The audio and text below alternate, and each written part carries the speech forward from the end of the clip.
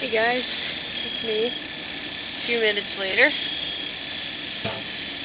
This has been on my mind right now, and I would have never thought of this until I'm going to tell you guys a story in a second. But how inconsiderate people are, and we deal with these tough times and everything. Why are we using that as an excuse so we can act like animals towards each other? Speaking of animals, come here, Sparky. No, we shouldn't use that as an excuse. We should use that so we can band together.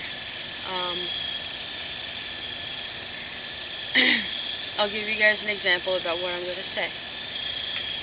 I work in a hospital. I've been there for over 7 years now. And we did a VCUG on a patient. That's avoiding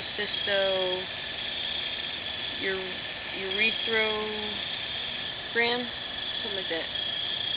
Anyway, it's basically when you put a Foley catheter into the urethra so you can put contrast.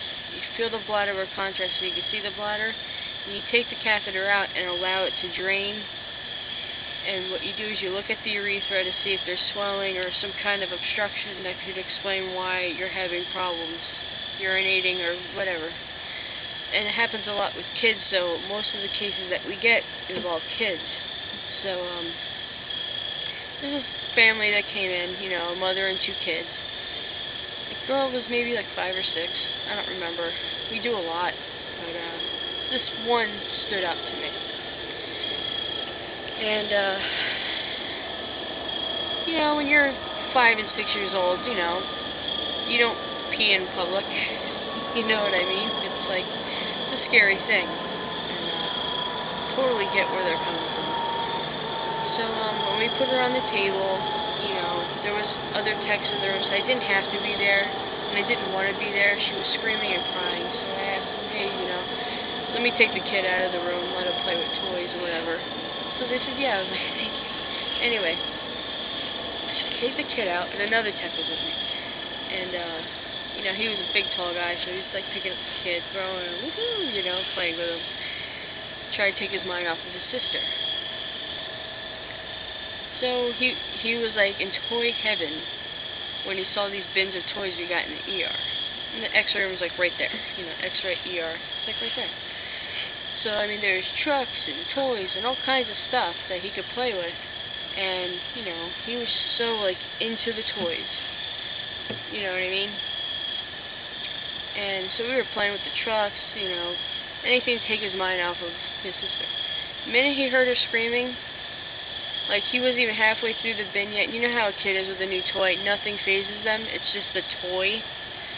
Well, this did. And he wanted to be with his sister. And he didn't want to play anymore. He was, like, almost hugging the door. Like, he looked very pathetic. Like, not in a mean way. Like, he really looked upset. I felt so bad, I was like, you can't go in there right now. They're doing the procedure, I'm like, your sister's fine. She's just, she's just scared. There's no reason to be scared, but she is. It's a new place. But I want to be with my sister. And I'm like, aw. So I'm like, so the other guy picks him up and woohoo, plays with him. And we brought him, like, to the other part, not the other part of the ER, but to another bin. He just wasn't interested. He just wanted to be with his sister. Material things wasn't fazing him. It wasn't nearly an obstacle for him. He just wanted to be with his sister. And if we all were like that for each other, like, even just our own family members, starting with that. I don't want to sound like a hippie with this, but do you know how much better this world would be if we just thought for each other, like, just a little bit more consideration? Like, if you see somebody suffering, like, you wouldn't want to take, like, 2 seconds just to smile at them, or, like, everybody's so wrapped up in their own lives. Like, hospital workers, like, a patient is suffering, especially the elderly, after their family just gave up on it. It's like, oh, they're just a burden to their family, and that's how they feel, and they feel like they're the only things in the world left, and they have nothing. And you have like a room full of people and they're supposed to be taking care of you, but they're talking about their own business. It's like you're not even there. You're just part of their job. I mean, personally, I at least take time out to say, hey, how are you? How you feeling? I know it's a silly question to ask, but how are you? You know, and at least my group of people, we have our conversations, but we include the patient, like, well, what do you think about, something so they can take their mind off of their misery. Like, I mean, what's wrong with that?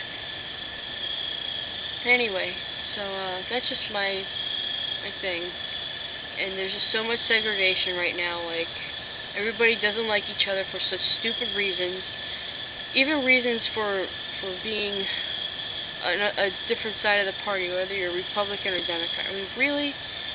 I mean, the government has us wrapped around their fingers. Do you guys realize that? Like, they have us like, oh, it's the Democrats' fault. Oh, it's the Republicans' fault. Oh, it's this fault. They're the people who voted them in. It's like, wait a minute, who's supposed to be running the show here? Isn't it the people? I mean, really? So that's just what I wanted to talk about. And my family came from Italy. My father and my grandfather used to say, hey, I'm Italian-American, but they both served in the American Navy, and, my brother's in the Army. We call ourselves American. That's what we are now.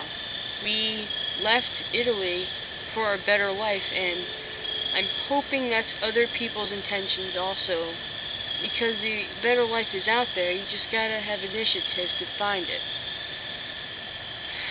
So, yeah, the situation sucks right now, but instead of like pointing the finger and trying to kick somebody for it, why don't we band together and work it out? We really can. We did it when we were nothing but a bunch of farmers and everything else around here. Why can't we do it now when we have our own everything? It should be easier now. You know what I mean? So I'm going to end on this. I hope I didn't go over my time. I did this twice already. So, thanks for listening. I appreciate it. Bye.